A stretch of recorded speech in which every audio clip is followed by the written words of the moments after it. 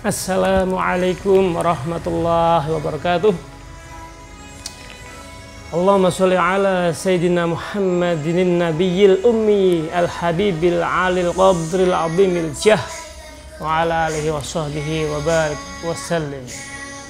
Allahumma sholli ala Sayyidina Muhammadin abdika wa nabiyika wa rasulika nabiyil ummi wa ala alihi wa sahbihi wa barik wa sallim tasliman biqadri azamati dzatika fi kulli waqtin wa hin. Semoga sholawat yang telah saya baca menambah kecintaan kita kepada Rasulullah Muhammad sallallahu alaihi wasallam. Semoga yang kita sedang berpuasa sampai pada hari ini, hari ke-11, selalu diberkahi Allah, selalu dirahmati Allah dengan kesehatan, dengan waktu yang luang, dengan rahmat pertolongan untuk beribadah selalu kepada Allah, sehingga setiap gerak-gerik kita, setiap langkah, setiap tindakan yang kita lakukan semua bernilai ibadah, karena bulan ini adalah bulan panen ya. Kalau yang selama ini sudah bisa istiqomah dalam bertahajud, kalau saya belum ya, sudah bisa beristiqomah dalam sholat duha, saya belum juga, astagfirullah. Kemudian sudah bisa bersolawat, membaca solawat, insya Allah kalau itu setiap hari saya lakukan. Kemudian sudah bisa membaca Al-Quran. Saya 12 tahun tidak pernah baca Al-Quran. Saya sudah ceritakan pada video sebelumnya. Perkenankan coba ya, untuk kesempatan siang ini saya mencoba surat Al-Kahfi yang kemarin itu masih sampai pada ayat keberapa saya tidak bisa melanjutkan. Bismillah, kita coba. A'udzubillahi minasyaitonirrajim. Bismillahirrahmanirrahim. Alhamdulillahilladzi anzala ala 'abdihil kitaba wa lam yaj'al lahu 'iwaja. Qayyiman liyundhira ba'san syadidan min ladunhu wa yubashshiral mu'minin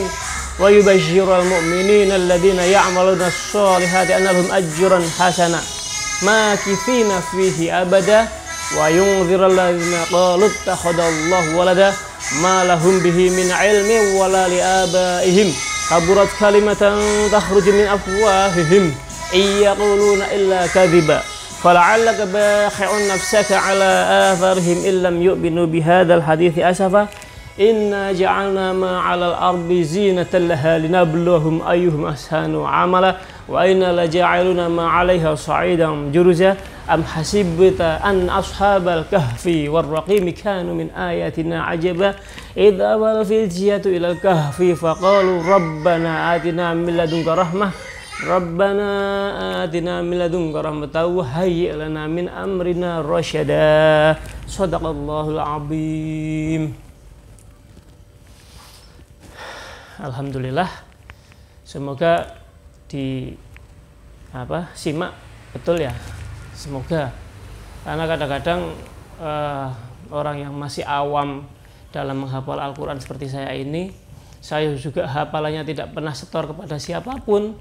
Saya hafalan hanya dengan itu YouTube ya, dari Ammar TV itu sehari saya coba menghafal satu ayat begitu.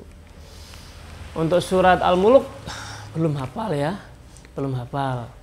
Itu padahal kata Gus Baha itu kalau bisa hafal surat Al-Muluk, malaikat tidak berani nyiksa, karena ada Al-Muluk di dalam hatinya, di dalam dirinya. Nah, kalau tidak hafal gimana? Yang penting baca, karena selalu membaca surat Al-Muluk atau Tabarok. Kemudian malaikat mau nyiksa juga tidak berani, karena ada bacaan Al-Muluk tadi.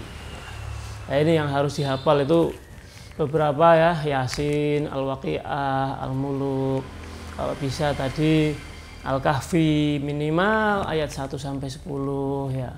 Masih ada beberapa yang harus dihafalkan. Kalau bisa hafal 30 juz, alhamdulillah. Berarti dulu di Lauhul Mahfuz sudah tertulis bahwa di sana, misalkan saya ya, misalkan saja, dulu sudah pernah melihat Al-Quran di Lauhul Mahfuz, di dunia saya pasti hafal. Itu sudah pasti, rumus itu. Berarti orang-orang yang sudah hafal Al-Quran saat ini, itu berarti dulu di Lauhul Mahfuz sudah melihat, sudah membaca ayat-ayat suci Al-Quran tersebut. Berbicara tentang tadi ada Lauhul Mahfuz ya, jadi di alam yang belum pernah kita dengan secara sadar melihat itu kan ada beberapa ya, ada arash, ada kursi, ada kolam, ada Lauhul Mahfuz dan lain sebagainya ya. Sebetulnya ya, ini semoga video ini tidak ada yang nonton, tidak apa-apa. Saya ikhlas, ini hanya untuk amal di bulan Ramadan. Kalau ada yang melihat kemudian ada sesuatu yang pas di hatinya, alhamdulillah, itu bukan saya, tapi rahmat Allah. Jadi saya masih ingat apa yang dulu disampaikan oleh almarhum Syekh Asrori Al-Ishaqi dari Kedinding, Surabaya ya.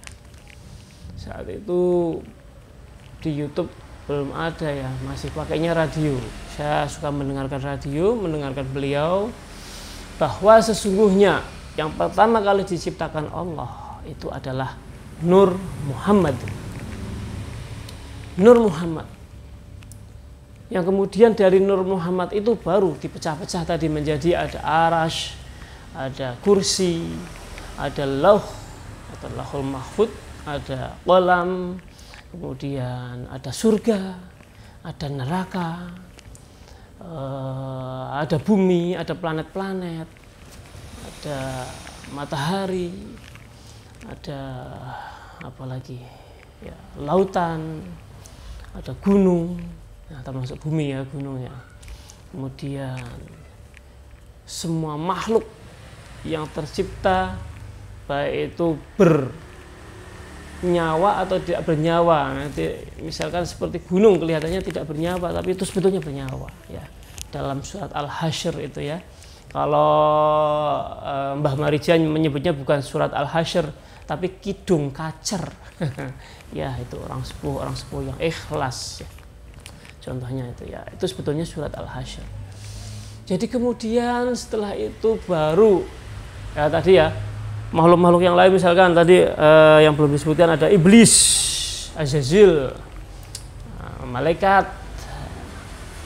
terus ya, termasuk bidadari-bidadari dan lain sebagainya, yang pada akhirnya kemudian Allah menciptakan Nabi Adam dengan tanah ya, dengan tanah. Saya tidak bisa menjelaskan karena bukan ustadz, bukan kiai, bukan ulama ya, ini hanya sharing saja pengetahuan yang sedikit ya. Ini juga saya tidak sebagai siapapun, tidak sebagai guru, tidak sebagai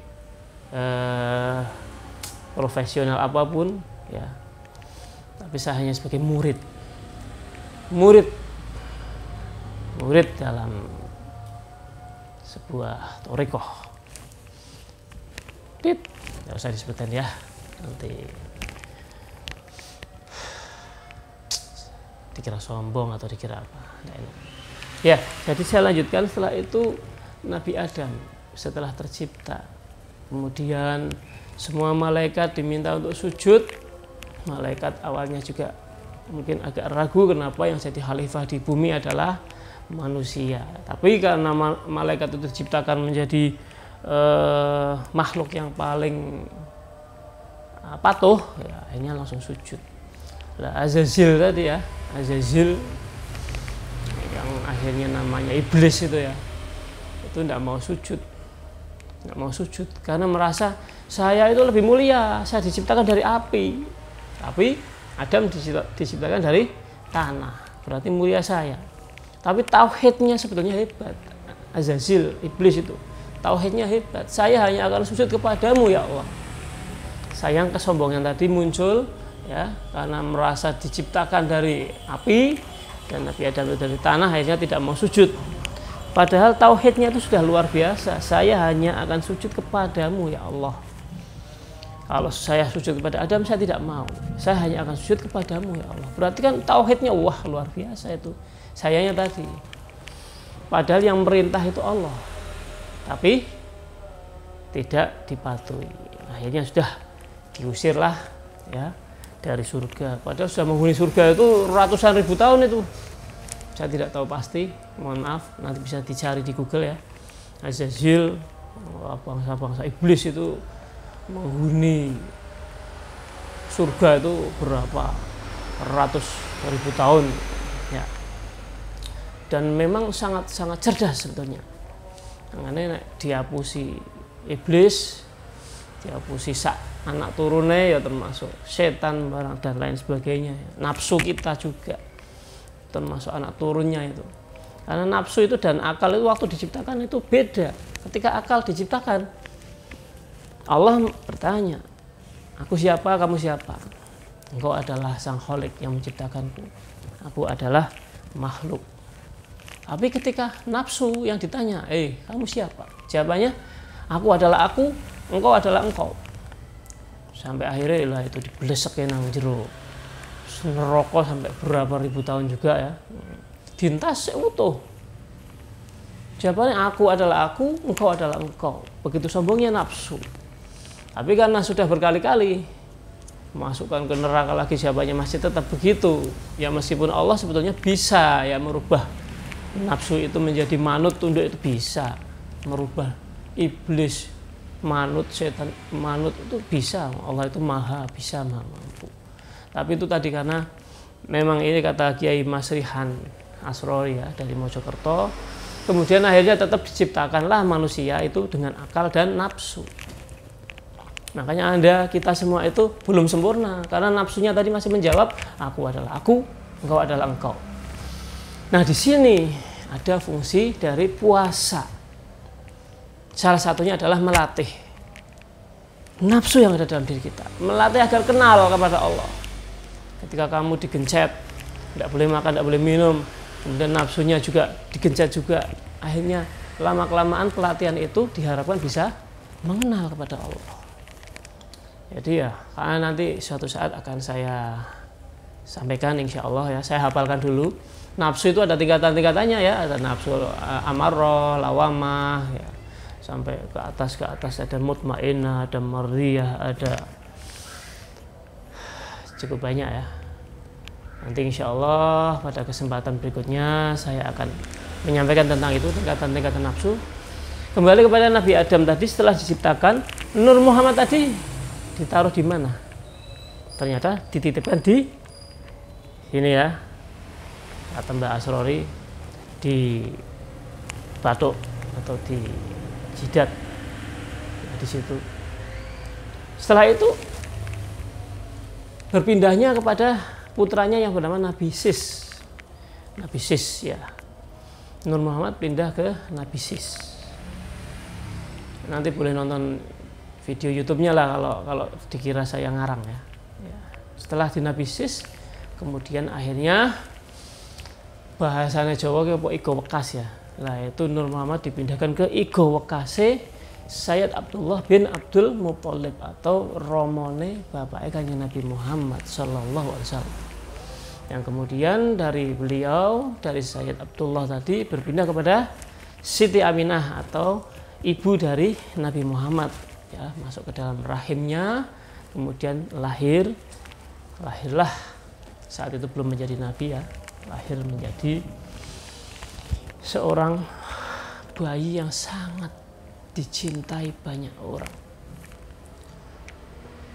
Kakeknya itu sampai tawaf di Ka'bah, saking senengnya mubung muter di Ka'bah, dan mendapatkan sebuah firasat, sebuah ilham ya, karena manusia biasa ya,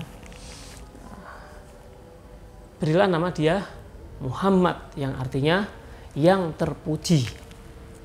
Nah, itu Muhammad artinya yang terpuji. paman-paman yang akhirnya memusuhi Nabi Muhammad pun saat kelahirannya Nabi Muhammad itu wah senang sekali, girang sekali, sampai syukuran nyembelih unta. Sampai berapa unta itu yang disembelih untuk tasyakuran. Itu yang Abu Jahal atau yang Abu Lahab itu ya. Mungkin yang Abu Lahab karena ada ceritanya di surat Al-Lahab ya. Ya, itu kemudian pada saatnya besok dikisahkan itu ada suatu hari ketika Abu Lahab itu harusnya dapat siksaan, itu ada pada satu hari itu hari di mana beliau itu tasyakuran atas pokoknya artinya seneng, artinya bombong atas kelahirannya Nabi Muhammad, akhirnya itu siksaannya juga dikurangi atau dihentikan. Ya. Kemudian kita harus menyadari, kita harus memahami bersama ya, menyadari dan memahami bersama bahwa ternyata kita ini berasal dari Nur Muhammad. Tadi sampai kepada akhirnya Nabi Adam atau manusia pertama yang diciptakan ya. Tanpa bapak, tanpa ibu bisa tercipta, yaitu Nabi Adam. Tanpa bapak hanya ibu bisa tercipta Nabi Isa, yaitu dari Siti Maryam. Ya, jadi kemudian manusia-manusia semuanya ya di seluruh muka bumi ini berarti juga sama. Asal muasalnya sama dari Nur Muhammad. Maka dari itu pada bulan puasa hari ke-11 ini marilah kita memperbanyak membaca sholawat kepada Nabi Muhammad Sallallahu Alaihi Wasallam. Allah juga bersholawat, malaikat juga bersholawat. Innallaha wa malaikatahu yusalluna ala nabi. Ya ayyuhalladzina amanu, hai orang-orang yang beriman, shollu alaihi wasallimu taslima. Sholawat. Sholawatnya pakai adab, pakai akhlak, pakai tata krama, ojo ngacar. Meskipun dulu benar Nabi Muhammad itu mengajari sholawat sahabat itu Allahumma sholli ala Muhammad wa ala ali Muhammad. Tapi Sayyidina Abu Bakar Siddiq tidak mau. Beliau mengatakan Allahumma sholli ala Sayyidina Muhammad wa ala ali Sayyidina Muhammad. Ditanya kenapa kamu menggunakan Sayyidina? Ya saya ini hanya anak siapa sih? Saya tadinya juga kafir, tapi engkau adalah orang yang paling mulia di muka bumi ini. Engkau adalah Rasul yang utama, Nabi yang utama. Sehingga saya harus memberikan penghormatan kepadamu ya Rasulullah. Ya. Jadi Sayyid itu kan artinya kan pemimpin. Ya. Ambilnya arti yang pemimpin, jangan yang Tuhan, jangan yang istri. Kan ada tiga itu. Nah, kalau kata Kiai Kudus itu ada pangeran, ada pangeran, ada pengairan, itu beda. Pangeran Gusti Allah, pangeran Diponegoro, pengairan Rumadi, Supardi, Sapardi itu bagian pengairan. Ya. Agus Supriyadi misalnya. Ya. Ini Sayyid itu juga artinya kan tiga ya. Ada sebagai arti sebagai istri, ada sebagai Tuhan, ada sebagai pemimpin umat atau pemimpin. Nah, kita ambilnya arti pemimpin. Meskipun tadi sholawatnya itu benar, tidak pakai Sayyidina, itu benar. Tapi lebih baik lagi jika dengan akhlak, sopan santun. Coba bapakmu diundang sak jenenge, misalkan bapakku namanya Pak Sutresno. Ada orang datang, Mas, mau tanya Mas, ini rumahnya Sutresno ya? Saya sebagai anak jawabannya kira-kira gimana? Bukan Mas, rumahnya sana. Di sini tidak ada Sutresno, adanya Bapak Sutresno. Sebagai anak jengkel, sebagai umat kudune jengkel juga, tapi jangan emosi. Ya. Kalau masih bisa nyebut seperti itu ya udah tidak apa-apa lah. Sekarang ngutek iki sik tekane sakmono. Tapi nanti kalau sudah dapat hidayah, taufik dari Allah, insya Allah akan membaca Allahumma sholli ala Sayyidina Muhammad wa ala ali Sayyidina Muhammad kama shollaita ala Sayyidina Ibrahim wa ala ali Sayyidina Ibrahim wa barik ala Sayyidina Muhammad wa ala ali Sayyidina Muhammad kama barakta ala Sayyidina Ibrahim wa ala ali Sayyidina Ibrahim fil alamin innaka Hamidum Majid. Itu adalah sholawat Ibrahimiyah. Nek sing anti sholawat, coba nek sholat dilangi sholawat itu, berani enggak? Ya sholatmu nggak sah. Sholawat itu termasuk rukun. Syahadat, sholawat termasuk rukun. Ojo kumolo wani, ojo kumolo kendel. Itu katanya Gus Baha itu ya. Pokoknya melu aturan. Ikut aturan yang baik, yang penuh dengan akhlak, penuh dengan sopan santun, insya Allah selamat. Saya sudah pernah sampaikan sebelumnya, di video sebelumnya, bisane sholawat kok mung 300 sedina sewengi ya ora apa-apa. Kok bisa 1000? Alhamdulillah. Bisa 2000, 3000, 4000, 5000, alhamdulillah. Itu kalau 10.000 kali itu insya Allah kalau bacanya sallallahu ala Muhammad, sallallahu ala Muhammad itu 2 jam sudah selesai. Kamu ngobrol sama temanmu, ayo 3 jam, 5 jam kuat. Pemenang ana udute, ana kopine, ana kopi ademe, baik sisan. Astagfirullahaladzim. Kelakuanmu itu besok bakal digecek kowe nang neraka. Nek ora tobat. Jadi itulah yang dapat saya sampaikan. Perbanyak membaca sholawat karena kita ini diri kita ini ya seluruhnya dan semua alam semesta di sekitar kita, lingkungan kita semua, termasuk makhluk-makhluk tidak kelihatan, semuanya itu diciptakan dari Nur Muhammad. Ingat itu. Ya. Jadi Nabi Adam biyen kok ngelakoni salah sehingga diturunkan ke bumi. Salahin Nabi Adam itu jadi pangkat. Pangkatnya apa? Khalifah di muka bumi.